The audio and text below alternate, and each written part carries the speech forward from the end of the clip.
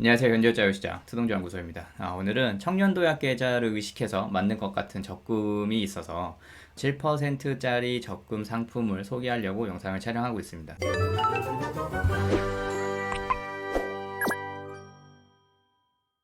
지금 청년도약 계좌 때문에 좀 시끌시끌하죠. 원래는 6월 12일 날 이제 은행에서 금리를 확정을 져서 공개를 하기로 돼 있었는데 지금 금융위원회하고 뭔가 다시 간담을 가졌죠. 왜냐면 청년도약 계좌의 금리를 1차적으로 발표를 했는데 뭐 소득 우대금리며 뭐 은행별 우대금리 뭐 이렇게 해가지고 카드를 써야지 이 금리를 다 채울 수 있고 소득이 일정 부분 낮아야지 이거를 채울 수 있어서 지금 실효성 논란 때문에 잠깐 미루고 14일 날 이제 발표를 한다고 합니다. 그래서 지금 금융위에서 뭔가 은행들한테 압박을 하는 것 같은데 오늘 얘기할 거는 뭐 청년도약 계좌에 대해서 얘기하려는 건 아니고 뭔가 제가 생각하기에는 청년도약 계좌를 가입하지 못하는 사람들 그런 사람들을 조금 의식해서 만든 그런 적금 상품이 있는 것 같아서 소개하려고 합니다. 일단 상품명은 DB저축은행의 M with You 정기적금이에요. 최고 연 7%의 이율을 받을 수 있고 가입 기간은 12개월입니다. 그러니까 조금 청년도약 계좌보다는 좀 짧죠. 근데 금리가 이제 보면 알겠지만 연 7%로 높은 걸 볼 수 있어요. 그리고 가입 금액도 50만 원까지여서 그렇게 적지는 않다고 생각이 듭니다. 가입 대상이 만 19세 이상의 개인 고객인데 1인 1계좌예요. 내국인에 한해서 가입을 할 수 있고 제가 청년도약 계좌를 좀 노린 것 같다. 뭐 이렇게 생각을 한 이유는 이 우대금리 조건 때문이에요. 우대금리 조건이 5개가 있는데 한 개 달성 시 0.5%씩 주거든요. 만 19세 이상, 만 39세 이하 고객에게 0.5% 우대금리를 주는 이런 조건이 있어요. 그래서 요거 보고서 약간 청년도약 계좌를 들지는 못하는 그런 사람들한테 뭔가 틈새 시장을 노린 그런 상품이 아닌가 뭐 이런 생각을 했었거든요. 그래서 이렇게 7%짜리 적금인데 우대금리가 이제 2.5%다 보니까 이 우대금리를 우리가 현실적으로 달성할 수 있느냐 뭐 이런 부분을 좀 살펴봐야 될 거예요. 그래서 금리 사항을 자세하게 좀 알아보면은 일단 기본금리가 4.5%고 우대금리가 2.5%예요. 우대 요건이 5가지가 있는데 각 한 개를 달성할 때마다 0.5%를 주는 걸로 이렇게 나와 있습니다. 그래서 첫 번째 우대 요건은 당행 모바일 앱을 통해서 예적금 첫 거래 고객이에요.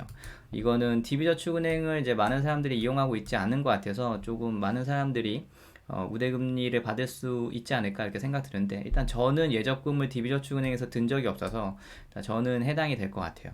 그 다음에 두 번째 우대 요건은 만 19세 이상, 39세 이하입니다. 뭐 청년도약 계좌 같은 경우에는 34세까지잖아요. 근데 만 39세 이하까지 된다고 보니까 지금 40세까지 된다는 소리죠. 그래서 이것도 안 되는 이제 분들도 많겠죠. 나이 제한 되는 거는 좀 아깝지만 조금 청년도약 계좌보다는 그 범위가 좀 늘어났다. 뭐 이렇게 볼 수 있고요. 그 다음에 세 번째 우대 요건은 적금 계약 기간 중 6개월 이상 당행 모바일 앱을 통해서 월 2회 이상 입출금 거래 발생 고객입니다. 그래서 이거 처음 봤을 때 그럼 자동이체에 걸면 되겠네 뭐 이런 생각을 했었거든요. 그래서 그 상품 상세 설명서를 보니까 입출금 거래에는 자동이체를 포함한다 이렇게 써 있고 그러나 이제 이자 원가, 결산 등 당사 시스템에 의해서 발생하는 자동 거래는 제외한다. 이렇게 써 있어요. 은행에 직접 확인한 결과 타 은행에서 DB저축은행 입출금 계좌로 자동이체 1회, DB저축은행 입출금 계좌에서 적금 계좌로 자동이체 1회 총 2회가 카운트된다고 확인하였습니다. 어렵지 않게 달성할 수 있는 조건입니다. 우대 요건 4번은 당행의 상품 서비스 안내 및 마케팅 전체 동의 고객이에요. 뭐 이런 마케팅 동의 같은 거 좀 싫어하시는 분 있잖아요. 뭐 저도 그렇게 좋아하지는 않는데 저는 이제 많은 상품을 가입을 했었기 때문에 어차피 이미 버린 몸이에요. 저는 제 개인 정보가 막 날아다니고 있을 거라고 생각을 하고 있기 때문에 뭐 저한테는 뭐 크게 걸림돌이 되는 것 같지는 않습니다. 그리고 우대 요건 5번째는 DB금융 계열사 고객, DB손해, 생명보험, DB금융투자의 고객이에요. 근데 이게 뭐 전부터 계속 이용해 왔던 그런 사람을 얘기하는 건 아니고 만기 2개월 전까지만 이거 이용하고 있으면 돼요. 근데 뭐 이거 0.5% 받자고 막 손해보험에 가입하거나 생명보험을 가입하는 뭐 그런 분들은 없겠죠. 그게 더 손해일 테니까. 그런 거보다는 그냥 DB금융투자 같은 거 이제 계좌 개설해서 예탁자산 10만 원 이상 유지 중에 있으면은 정상계좌 고객으로 판단이 된답니다. 그래서 우대요건 5번을 채울 수 있거든요. 그래서 만기 2개월 전까지 DB금융투자를 만들면 되지 않을까? 뭐 이렇게 생각이 들어요. 상품 설명서 자세히 보면은 나와 있어요. 우대 해당 여부는 적금 만기일을 기준으로 2개월 전 말일 계열사 상품의 계약 유지 여부를 기준으로 판단합니다. 2024년 4월 3일이 적금 만기인 경우에 24년 2월 28일 기준으로 계약 유지 여부를 확인합니다. 이렇게 써 있어요. 그래서 저는 DB금융 투자를 만드는 게 이제 뭐 가장 현명하지 않을까 뭐 이렇게 생각을 하고, 저런 증권사 계좌 같은 거 만들 때 이런 엠페이 같은 거 이용하면 괜찮은 경우가 있어요. 작년 같은 경우에도 뭐 DB금융 투자 계좌 만들면은 뭐 2만 포인트를 준다 뭐 이런 이벤트가 있었거든요. 근데 지금은 제가 찾아보니까 없는데 혹시라도 뭐 가입을 하고 나서 그 기간 동안 그런 이벤트가 나오나 이렇게 잘 살펴보고 있다가 나오면은 그런 걸 가입하면 또 추가적인 이득이 있지 않을까 뭐 이렇게 생각이 듭니다. 그래서 만약에 7%를 내가 다 받았다 라고 치면은 뭐 50만 원씩 매월 불입해가지고 세후 이자로 계산하면은 약 19만 2,465원이고요. 뭐 내가 나이가 안 됐다 그래가지고 만약에 6.5%만 받는다 하면은 세후 이자 약 17만 8,717원입니다. 이런 세후 금액도 알고 있으면 좋죠. 이렇게 됩니다.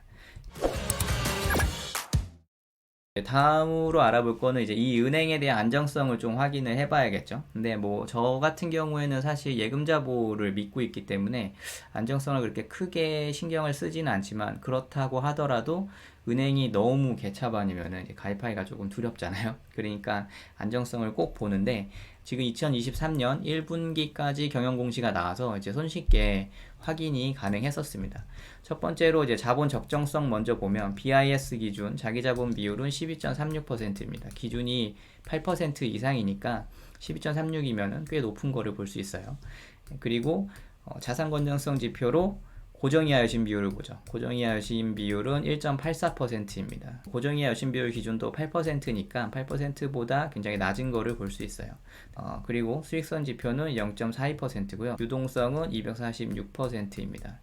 유동성 비율은 꽤 높은 걸로 확인이 돼요. 작년보다도 훨씬 높아진 거를 확인할 수 있습니다. 그 다음에 요새 이제 중요하게 생각하는 부동산 PF 대출, 건설업, 부동산업에 돈이 얼마 정도 묶여 있나 뭐 이런 거를 살펴보면은, 일단은 7,028억 중에 요주의가 282억입니다. 그리고 정상이 6,610억이고요. 그러니까 요주의 비율이 약 4% 정도 돼요. 그러니까 저축은행들 대체적으로 살펴보면은 조금 높다 하는 은행들이 한 20% 정도 되거든요. 막 요주의 비율이 20% 되는 그런 저축은행들도 많은데 상대적으로 좀 낮은 거를 볼 수 있습니다. 그래서 안정성은 제가 생각하기에는 괜찮다고 생각이 들어요. 근데 이런 기준은 이제 본인이 판단을 하셔야 돼요. 누가 아무리 뭐 보고서 안전하다 하더라도 본인이 내키지 않으면은 뭐 가입을 안 하면 됩니다.